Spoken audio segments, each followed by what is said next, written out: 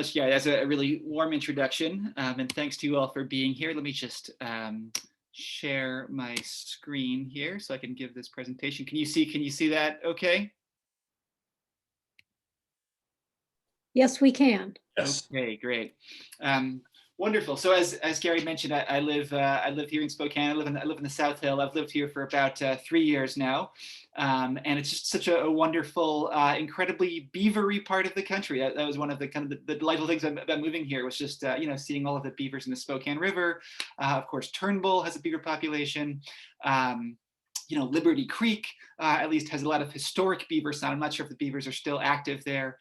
There are beavers all over Stevens County, of course, the Panhandle. So, of all of the many reasons we're lucky to live in this part of the country, a very robust beaver population is one of them.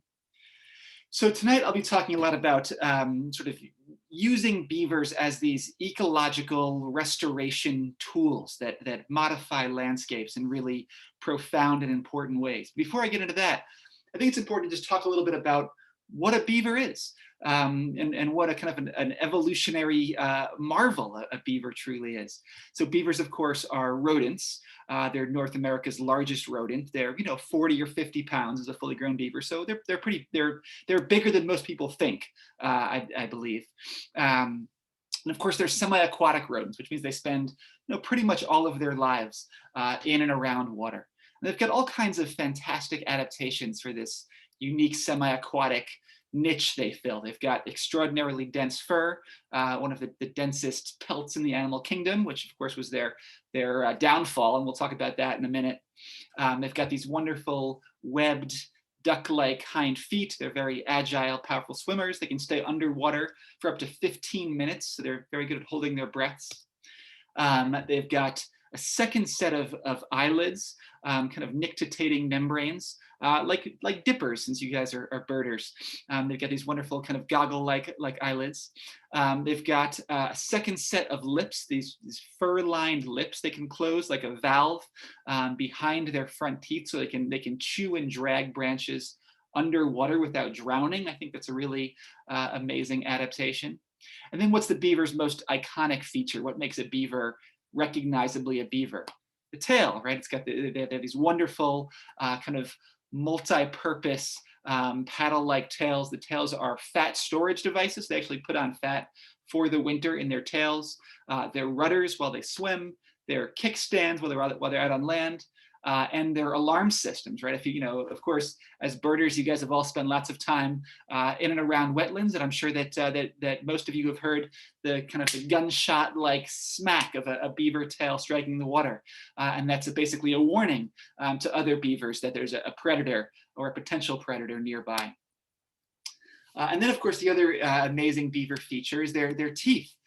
Beavers, as you can see in this picture, they've got these kind of chisel-like teeth. The top and bottom incisors basically grind together and file each other down into points.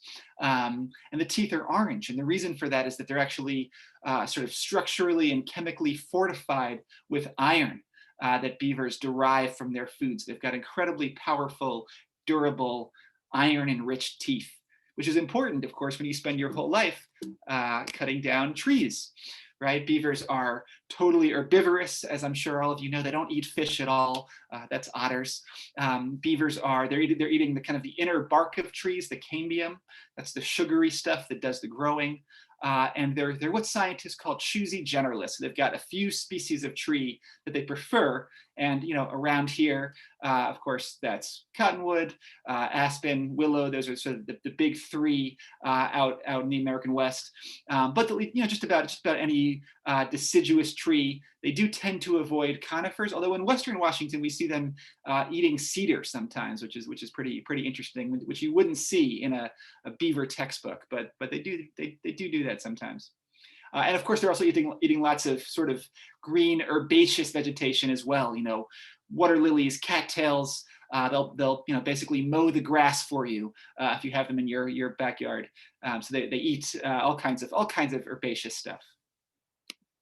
So of course, in addition to eating the cane beam off of trees. That, they're also using the wood as construction material. And there are two basic types of beaver structure which they build. The first, of course, is the lodge. That's the kind of the fundamental beaver housing unit. Often you see this kind of classic island lodge in a pond, but they do also build bank lodges very happily. In the Spokane River, you see bank lodges all over, just below that bowl and pitcher stretch of Riverside. There are a couple of really nice bank lodges built into the side of the riverbank. And in the lodge, you've got sort of an elevated nesting chamber above the water, and you've got these kind of cool underwater tunnels that lead up and into the lodge. And inside that lodge, the beaver family or colony typically has 2 to as many as 8 or so members, and that's the male and female, kind of the adult breeding pair who generally mate for life.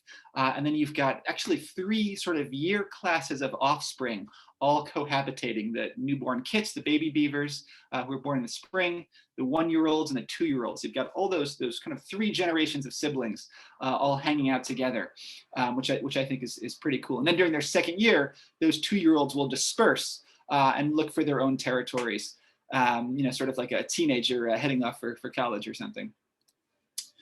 So then, of course, in addition to the lodge, you've got the dam. That's the other classic beaver structure. So why do beavers build dams? What's the point of this very unique, specialized behavior?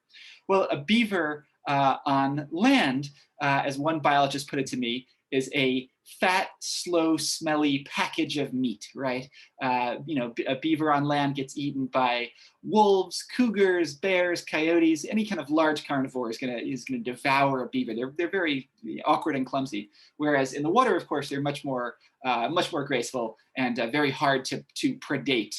So by building that dam and expanding that pool of water, they're basically expanding the size of their own potential habitat. Instead of having to walk overland to a good-looking aspen tree, they can swim to it instead and be comparatively safe. And here's what happens to a beaver on land. This is the mandible and incisors of a beaver. This is in Minnesota. I found this, and this is a wolf predation. Wolves, as you might know, actually eat the entirety of their victims. So they'll eat the pelts, the bones, everything, every part of a beaver, leave behind only the mandible. So you don't want to be a beaver on land is kind of the takeaway there. So beaver dams come in all kinds of shapes and sizes. A typical beaver colony is building one big primary dam, and then, in some cases, 15 or 20 sort of smaller secondary dams. Here's a nice little dam in Montana that's probably, 3 feet long and a foot high. A very modest dam, but they do get quite a bit bigger. Here's a nice one in Voyageurs National Park, which is probably 15 feet tall and 600 or 700 feet long, and is obviously the work of many generations of beavers, all adding their stick to the pile. So these structures can be quite amazing. We tend not to see massive dams like this west of the Rockies, just because our streams are flashier. We get these big pulses of snow melt that that blow out dams. The valleys tend to be a little bit tighter, so there's not as much area you can flood if you're a beaver. But this is the kind of thing that beavers can do in the right circumstances if left to their own devices. And of course, these massive dams are in many cases just impounding enormous areas. Here's another dam another pond rather in the Midwest that's probably 300 acres or so, and is the result of a single strategically placed dam. And I think that's another really amazing thing, is that oftentimes you look at a stream and you say, if you hired somebody from the Army Corps of Engineers to build a dam that minimized labor and maximized the impoundment, they would choose the exact same spot as the beavers do. The beavers they're very hydrologically sophisticated animals, I think. And the other important beaver behavior is canal digging. We talk a lot about them as builders. We don't talk about them as diggers, but they're excavating these very elaborate canal networks that can be hundreds of feet long that lead up into the forest, so they can swim up into the woods, cut down their tree, float it back down the canal, and use it at the dam or the lodge. So that canal digging is another really important way that beavers kind of move water around the landscape. So when you put it all together, all of the dams and canals, here's what it looks like.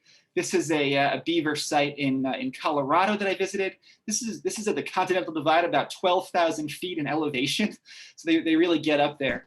And here you can see that, all of these kind of linear features, these are all beaver dams, obviously. And if it weren't for the beavers, this stream would just be shooting straight through this landscape in a straight line. But the beavers are capturing millions of gallons of water in this little valley here. So of course, beavers, they're doing all of this stuff, building all of these dams, creating these ponds and wetlands. They're doing it all to maximize their own habitat. But in the process, they're also creating habitat for lots of other creatures as well, right? We know that out west, water is life. And any animal capable of creating water and expanding water is really important, right? Beavers are what scientists call a keystone species, an animal that is disproportionately supporting the kind of the weight of an entire ecosystem. Practically any animal you can name is going to benefit from having beavers around. But here are a few examples. Here's a great blue heron rookery. A site that's probably familiar to many of you that I came across at a beaver pond. Name a bird species. Of course, every species of waterfowl, wading birds, even passerines do really well around beaver complexes. Because when a beaver cuts down a willow tree and that willow coppices, they're creating this really good kind of shrubby growth habit that's very good, nesting, perching, foraging substrate. So, I think that's an important point for birders is that, the beaver benefit is not just for waterfowl and wading birds. It's really, really passerines too are doing well. Of course, woodpeckers are using those dead trees. You've got ospreys, eagles perching in the trees that sort of get killed by the flooding that beavers cause. So, name a bird and it's happy to have beavers around.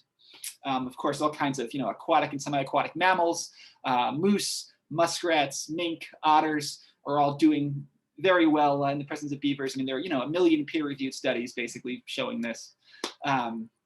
Here, I think, is a nice example of a kind of a cool beaver biological connection. This is also in Minnesota, but you see similar things in Washington too. So here's an old beaver site, and you can see in the distance here. Here's the old beaver dam, and at some point that dam breached. The beavers left. The pond drained. You're left with this beautiful kind of lush, wet meadow where the pond used to be. The lodge is exposed, and after all of that happened, a pack of wolves actually moved into the lodge and raised their pups inside that lodge. So that's beavers creating habitat for their direct predator. I think that's really amazing. And then, of course, the other connection that's so important out here in Washington is the salmonid connection, right? Beavers, of course, they're creating these deep, slow, nice pools, these wonderful side channels. And if you're, a baby steelhead like this guy, that's where you want to live, right? You don't want to live in the main stem of the river. You're just going to get blown downstream. You want to live in some kind of complex, slow water refuge habitat that beavers create. And there are a ton of studies, showing that beavers enhance fish production. And that's really, in Washington, Oregon, that's why there's so much interest in beavers right now, primarily is because of that fish connection. Of course, the objection that you hear sometimes from anglers is that, well, wait a second, we're trying to take dams out of rivers right now, right? We're not trying to put more obstacles into rivers and streams for migratory fish. But, of course, a beaver dam and a human dam have nothing in common. Fish can jump over beaver dams, swim around them, even wriggle through the kind of the woody structure. Here's a nice picture. This is just outside of Seattle. This is a picture I took a couple of years ago. Here you can see the beaver dam. Here's the downstream side. Here's the upstream side. And here are the two freshly excavated coho salmon redds or nests. So clearly, a couple of fish had no problem getting past that beaver dam. And that means the evolutionary connection between those two species, beavers and salmon, is so deep that it inspired my favorite bumper sticker, which is that beavers taught salmon to jump. I think that gets at it nicely. So of course, we know that historically beavers were a vastly more prevalent species on the landscape than they are today. We don't really know exactly how many beavers were in North America at the time of European arrival. The best guess is between 60 and 400 million beavers on this continent. Today, there are maybe 10 million or so. So, they're not an endangered species today, but they're obviously at a tiny fraction of their historic abundance. The best estimate we have is that all of those beavers would have created 150 to 250 million beaver ponds. So just, unbelievable numbers of ponds. And all of that sort of pondage would have impounded about 230,000 square miles, which is, a land area the size of Arizona and Nevada combined, basically. So just an incredible amount of this country was underwater, thanks to beavers. So what did that kind of fully beavered landscape look like? There's some really wonderful, and this is a lot of what I try to do in this book is go back through old explorers' journals and trappers' diaries and railroad survey reports and Native American histories, and just try to reconstruct what a fully beaver-occupied landscape might look like. Here's a nice quote from Mary Lewis of Lewis and Clark fame, of course.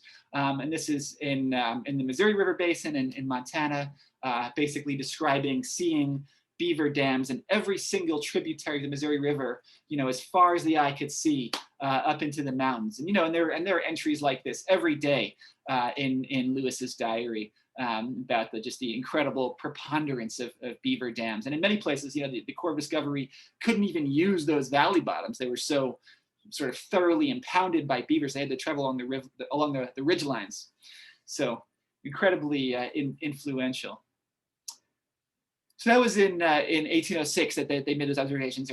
And then in 1843, just 38 years later, John James Audubon traveled the exact same route.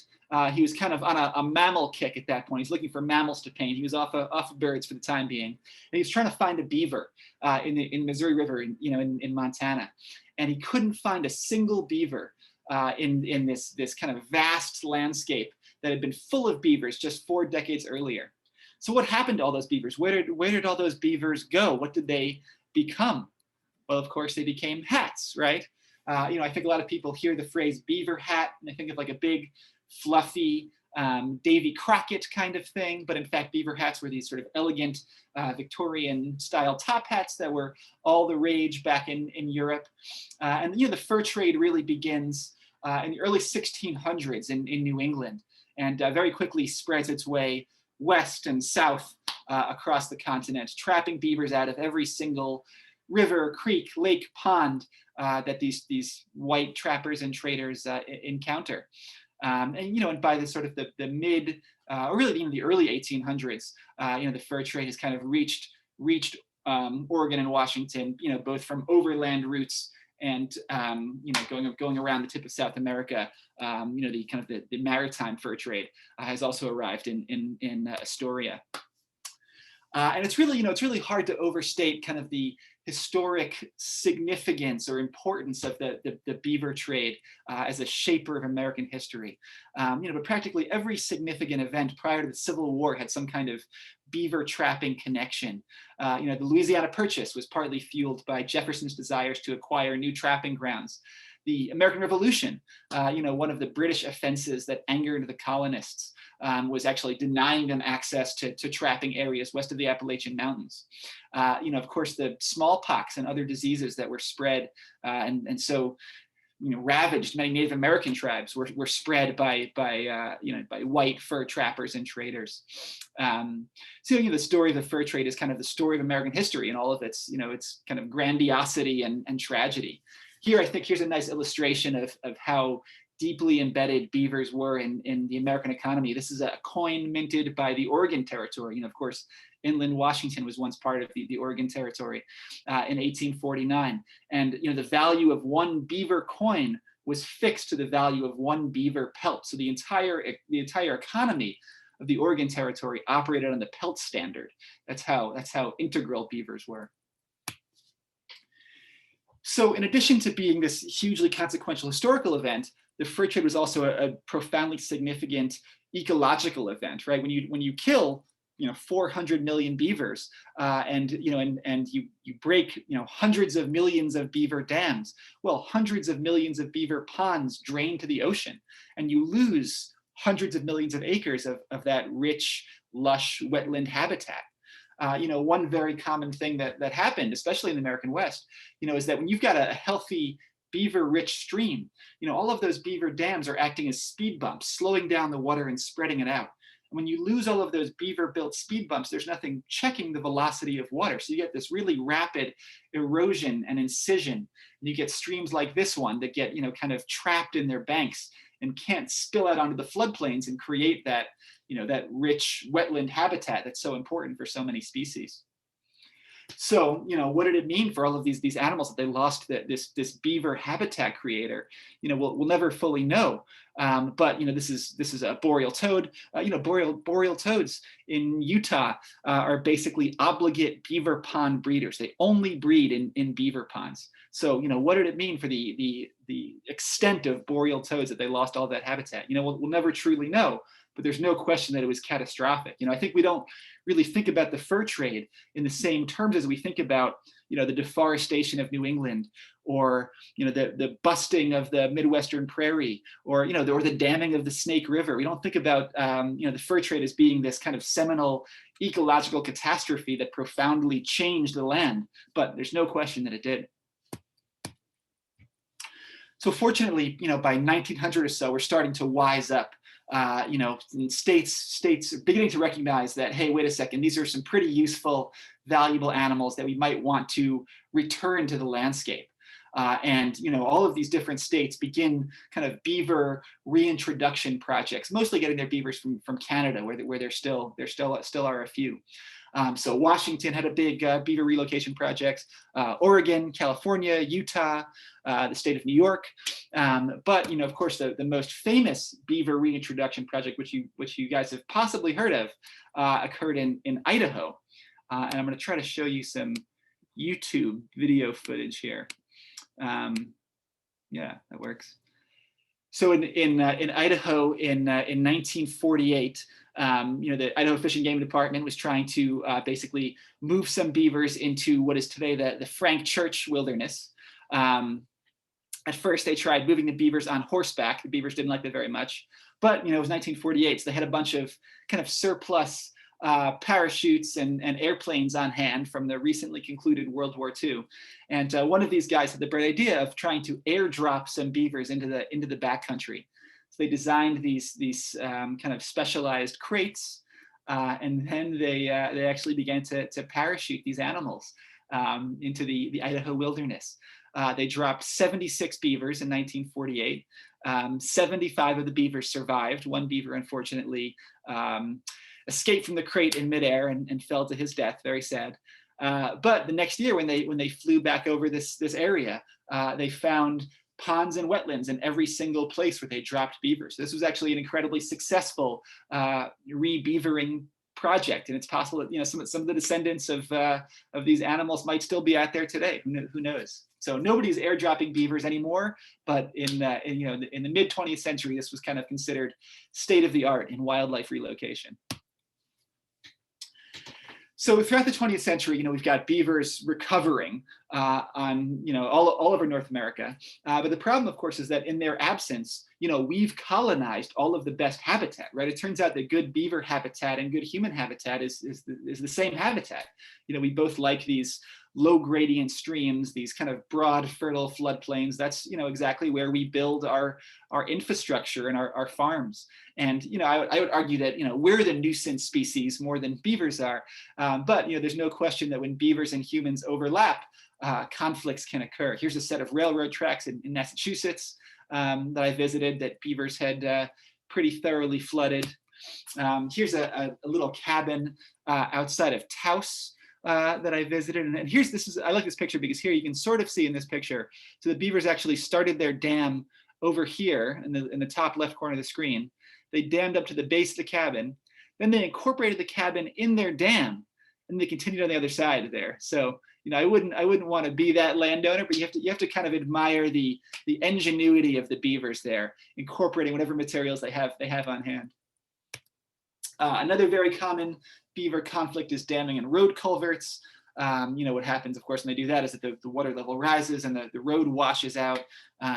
That's probably the most common beaver conflict in this country. But they do get into kind of more creative mischief sometimes. Here's a story of a beaver that broke into a dollar store in Maryland and was actually browsing the plastic Christmas tree aisle when it was apprehended by the authorities. So they get into all kinds of interesting trouble. So of course, the way that most of these beaver conflicts are handled is by lethally trapping the offending beaver. Every year, the federal government, the Department of Agriculture, kills about 20,000 beavers. Private trappers, eliminate hundreds of thousands more.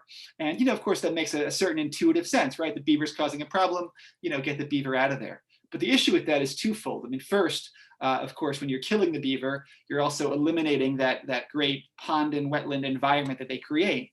But also, from a cost-benefit standpoint, when you take beavers out, all you do is put up a vacancy sign for the next family of beavers, right? As long as that culvert is still there, the beavers are gonna plug that up and come back. So all of these communities, all over the country, get into this very kind of expensive cycle of trapping and recolonization that is pretty inhumane, I think, as well as expensive. So you start to wonder, maybe there are sort of better ways of doing business.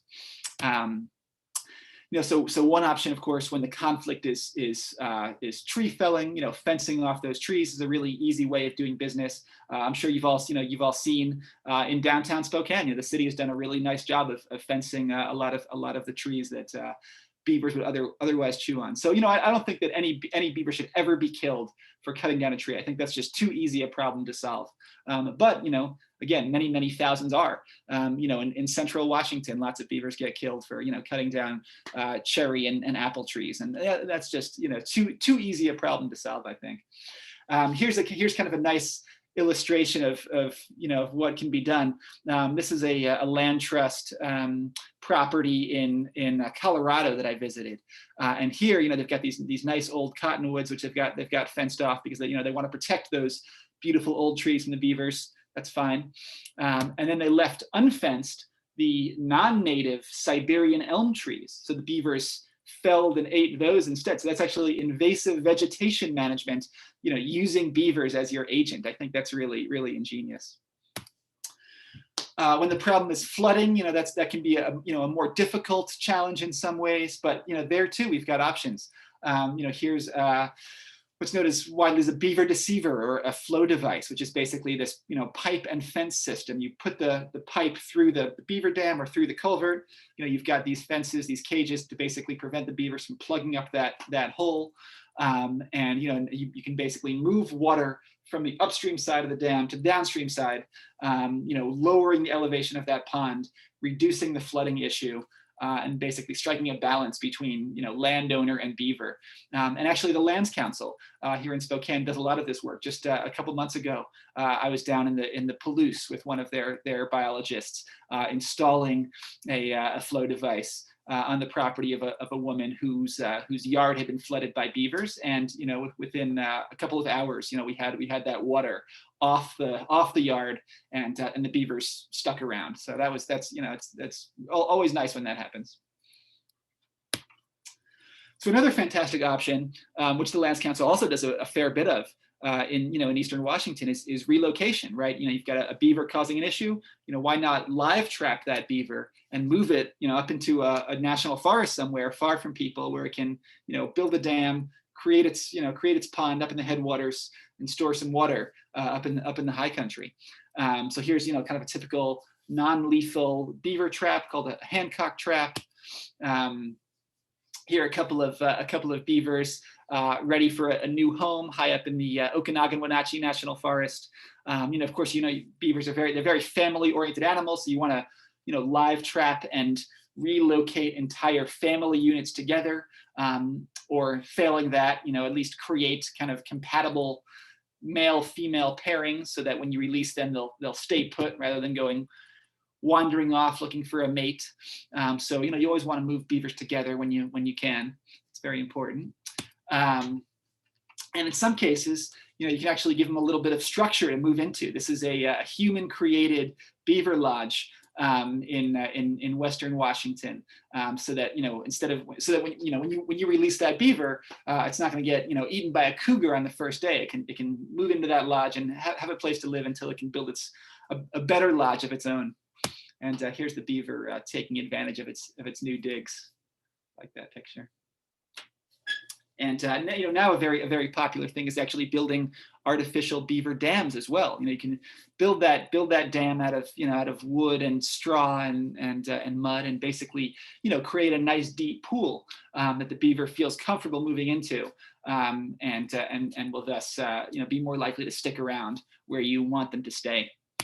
And that's a very sort of low tech restoration option is these artificial beaver dams. Obviously, broken fingers are kind of the one occupational hazard of creating those.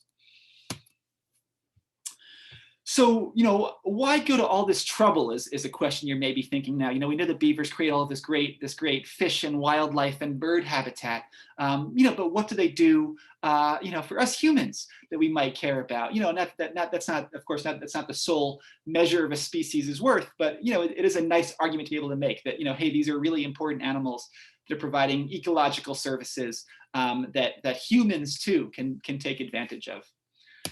So of course, the first thing that beavers do so well is they store water, right? We know that the world is becoming increasingly drought prone, especially the American West, and water storage is a really important function. Here's a great example, I think, of here's a stream that was sort of pre-beaver. Beavers had been eliminated. Cattle grazing had basically obliterated all of the vegetation along the stream banks. So this is a creek in Northeast Nevada in the 1980s. And then the next picture I'll show you is the exact same stream in 2017 after about 20 years of beaver recovery. So this is what the stream looked like without beavers. Here's what it looks like with beavers. That's pretty cool, right? That looks a whole lot better. So what scientists found in this case in Northeast Nevada was that beavers in this watershed added 20 acres of open water, so all kinds of ponds and wetlands and marshes, fantastic waterfowl habitat as we've discussed. They added 3 miles of wetted stream length. So this stream was so degraded that it was actually going dry before reaching its confluence with the main river. So by building dams and slowing the water down, beavers made sure there would still be water in the creek come, August, September, October, kind of the hot, dry season. So beavers basically took a seasonal stream and made it perennial. I think that's a really amazing thing. They also added 2 feet to the water table, right? So when you look at a beaver pond, there's all of the kind of the visible surface water you can see. But what you don't see is the weight of that pond forcing water into the soil, recharging aquifers, hydrating the soil, raising that water table, basically irrigating vast areas. So as a result of that sub-irrigation benefit, these researchers found a 100-acre increase in riparian vegetation in this valley, thanks to beavers. And that's a big deal for this guy. This is James Rogers. He's a rancher in that area. And when I hung out with him, the point that he made to me is that beavers basically increased grass production tenfold, which of course means more weight on his cattle and more money in his back pocket. So in Northeast Nevada, that's a very kind of conservative, wildlife unfriendly place in a lot of ways. But there's this kind of this wonderful cluster of pro beaver ranchers who've experienced those irrigation benefits. Another fabulous thing that beavers do is they're great at capturing pollution, right? They build these dams, they slow the water down, and they just give all of those suspended solids a chance to settle out, right? They're capturing nitrogen, phosphorus, heavy metals. I think a lot about how much good beavers are doing, up in northern Nevada. In northern Idaho, in sort of historic mining country. How much cadmium and arsenic and other toxic elements are being captured by beaver ponds. I'm sure it's immense. Here's kind of one nice study found that a single pair of beavers, just 2 beavers, over the course of a few years, captured 100 tons of sediment, They sequestered 15 tons of carbon. So they're sequestering carbon, as well as an old growth forest is practically, and they captured a ton of nitrogen. So they're just capturing all of this kind of agricultural runoff that would otherwise, be creating dead zones in estuaries and lakes. So they're doing a wonderful job as kind of water quality improving agents. Another fabulous thing beavers do is they slow down floods, right? This is a farm that I visited in Scotland, actually, where Eurasian beavers have been reintroduced primarily for their flood control benefits, right? So beavers, they're building dams, they're slowing water down, they're spreading it out, they're sinking it into the earth. They're basically taking these big pulses of stormwater and essentially capturing them. So there's all kinds of research, showing that beavers have this really important role to play in preventing destructive flooding. So I think that's just a thing that always blows my mind, right? As you think about it, I mean, beavers, you've got these two kind of polar opposite hydrological problems, flooding and drought, and beavers are addressing both of them. That's almost magical, I think. That always blows my mind. And then, the final really important beaver benefit that we're just beginning to understand now is their firefighting abilities. Here's a really nice illustration of this point. This is also in Idaho a couple of years ago. This is the Sharps fire, which burned about 100,000 acres, and you can see that all of the uplands are just burnt to a crisp, and the only green, wet, blue, lush refuge on the landscape is that beaver mitigated or beaver created valley bottom. I think that's just so incredible. It's funny, you guys were talking at the start of this evening about the impacts of the all of those Douglas County fires this year, and I was driving out there a month or two ago, and and there are plenty. I'm not sure the name of the stream that parallels the highway there, but you drive through that burn scar, and you can see you can see this exact same effect. You can really see the places that beavers have built in, because that's some of the last sort of intact vegetation on the landscape in the middle of this fire zone. Is really thanks in large part to beavers. So you guys are talking about sort of enhancing and creating grouse habitat after the fire. I would look into those wet meadows that beavers have kept intact there as one sort of restoration technique. So given all of these wonderful beaver benefits, why do we still kill so many of them? Why aren't they more widely embraced as a kind of a restoration tool? And I think that the reason for that is just our ecological amnesia. When we killed 400 million beavers, we changed the landscape and we forgot what a kind of a healthy beaver-rich system should look like, right? We internalized as normal and natural these single thread, straight, free-flowing, fast-moving, cobble bottom streams, the kind of stream that you'd fly fish in. We kind of internalized those as being the normal, healthy status quo, when in reality, prior to European arrival and the industrial fur trade, I think a lot of our watersheds looked like this, right? They were these kind of sprawling, stagnant, slow, marshy areas with dead and dying trees all over the place. But we know, of course, that these in many ways are healthier aquatic ecosystems than this sort of thing. So I think that getting beavers back and reaping all of these wonderful ecological benefits really requires us to kind of reimagine our landscapes, to expand our sort of historical ecological imagination, and just kind of picture what we could have if we fully embrace this animal. So to sum it all up, you've got this fantastic creature that provides all of these wonderful services, both for humans and for other species. It does it all for free, and it doesn't even require permits. That's the best part. So as the Beaver Believer mantra goes, let the rodent do the work. So with that, I'll say thank you guys so much for listening. Here's my contact information. I've also put that in the chat. I've got lots of signed books for sale that I would love to send you. And I think maybe there's some questions the chat if I can see him. Let's see.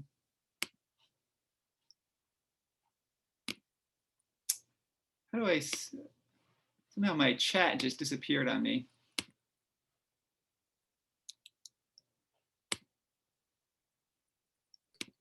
I don't see any immediate questions. The last comment was asking people, oh, Cindy McCormick asked, are there any other books in the works? Yeah, there are other books in the works. There's one other book in the works for now, which is about the science of road ecology, which is basically how roads impact nature and what we can do about it. So, if for example, you've driven, on I-90 between here and Seattle in the last couple of years, of course, you've driven under that amazing wildlife bridge up on the pass. That's the sort of thing that this book is about.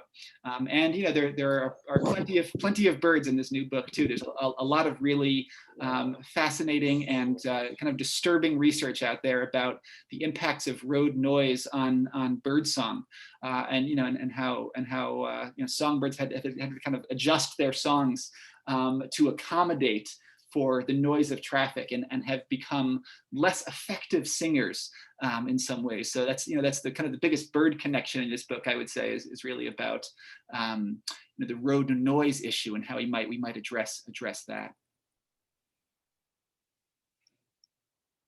There is a question from Debbie there about beaver activity out in Cottonwood Creek around Davenport. Yeah, I don't really know. I'm ashamed to say I've never really been out there, so I can't really speak to that. But maybe somebody else on this call knows something about that.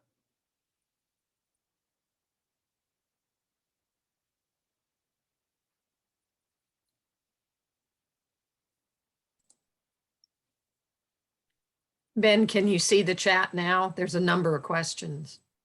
It's strange. My chat just kind of vanished on me. I don't really know where it. Are you familiar with Hangman Creek, and would beaver help that to be more viable? Oh man, definitely, yeah, and in fact that work is being done now. Yeah, that was one of the kind of the amazing things for me.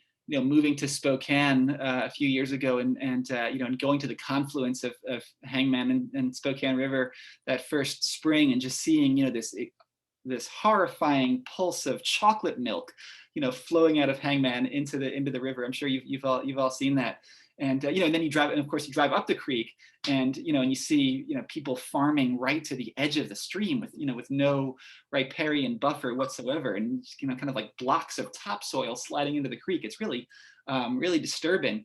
And you start to think, hey, if we had a bunch of beaver dams, slowing the flow and capturing some of that sediment, that would certainly improve water quality in the Spokane River, and that work is being done. It's the river keeper, the tribes, the lands council. There are lots of entities building beaver dam analogs, all over the kind of the Spokane River watershed, including up in the kind of the Hangman headwaters. And I think that's going to do a lot of good. Someone suggested that if you stopped sharing your screen, perhaps you'd be able to. That's a good idea. Yeah, I've only done like 10,000 Zoom talks at this point. You'd think that I would know how to use this thing. How do I? Okay, there we go. All right, good suggestion. Oh yeah, Bruce and Pam, you also told me to do that too. Okay, thank you, thank you all. Let's see. So another good question. How often do beavers change lodges in their lifetime? Yeah, that's a great question. And it depends.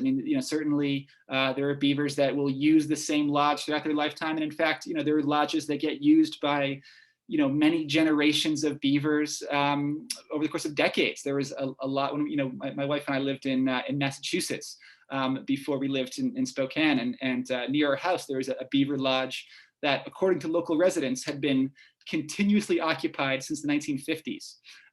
So these lodges can be incredibly durable. But then there are beavers that that will abandon a lodge and move downriver, every year or two, and we don't totally know why that is. Maybe they're sort of detecting some kind of predation presence. Maybe they're moving on to a new food supply. But the answer is that it all kind of depends on the beaver. Another question from Sierra is are there other resources or books for learning about beavers? Certainly there are lots of resources out there. One really good one is the Beaver Institute. That's kind of a nonprofit that has all kinds of great information about about beaver research, and also a lot of information about sort of beaver coexistence. So if you're if you've got beavers chewing down the cottonwood tree in your backyard, and you want to know how to build the best possible beaver proof fence, the Beaver Institute is the kind of the perfect place to go for that sort of thing. Let's see. Madonna said, how do you suggest we imagine what a healthy landscape looks like? That's reimagine. You said we need to reimagine. Yeah. How do we get there? Yeah, it's a really good question. You should read my book. No, I have. It's great. Yeah, to me, I think that just being in the presence of beaver created habitat is just so powerful. Like seeking these animals out and and going to the places that they've created. One of the kind of the ways that I amuse myself sometimes is I'll go, whenever I'm visiting an area, I'll go on Google Earth, and I'll kind of I'll zoom into streams, and I'll look, and because you can actually see beaver dams and ponds from space. It's really amazing. And you sort of see in this creek, you kind of see the sudden impoundment with the kind of the abrupt wall. So yeah, they have a very characteristic form. And so I'll go to a place and and look for a beaver complex, and then go visit it. And I just think that when you're in the presence of beavers, and you're around all of the life they create, all of you always see muskrats, herons, bald eagles, ungulates kind of coming down in the evening to browse or drink. It's hard. Yeah, it's just hard to be around the beaver landscapes and not recognize how kind of fundamentally right they are. But yeah, it's a good question, and a tough one. Don asked, does beaver habitat change the types of fish that tend to coexist with them? And that's a good question. Certainly there are a few species of fish that you could say are absolutely bigger beaver beneficiaries than others. The kind of the classic example is coho salmon, because juvenile coho, they spend longer in stream than other salmonid fry do. They spend an extra winter in creeks, and they're really looking for kind of warmer areas to overwinter in, warmer, slow refuge habitat. And of course, that's exactly what beavers do. So I think that in most, at this point now, Oregon, Washington, California, each one of their coho salmon recovery plans specifically mentions beavers as a tool for coho salmon recovery. So yeah, so not all fish kind of benefit equally. That's a good point. Yeah, well, I guess we're at about 8 o'clock. So if there are no other questions, we can adjourn. I had put a question on your private message, but oh, sure. With your perspective, do you see areas around Spokane that would be prime restoration areas? Yeah, that's a good question. This is maybe broadening the scope a little bit. Well, first, I mean, one place I'd love to see beavers again is the Salties, not the Salties, the Slaven conservation area. I think that's a perfect beaver spot. The Salties would be a little bit dry for them, but Slaven would be a really nice place for beavers. And then I think a lot about what beavers could do, in kind of like the St. Joe watershed. I mean, you get into some of those. Like some of those really mining hammered drainages, in kind of like the lower St. Joe before you reach the lake. And I think there's a lot of good that could be done just across the border in Idaho there. And then there are probably a lot of Palouse streams too that would benefit from beavers. As I mentioned, I went down to that to a stream in the Palouse a couple months ago to install a flow device with the Lands Council. And now it's just like just this little creek in the middle of wheat fields. You wouldn't really think of it as being classic beaver habitat, but they were doing really well there. They seemed quite happy. So I think there are a lot of little kind of puny drainages all over the Palouse that we probably overlook that are potential beaver sites.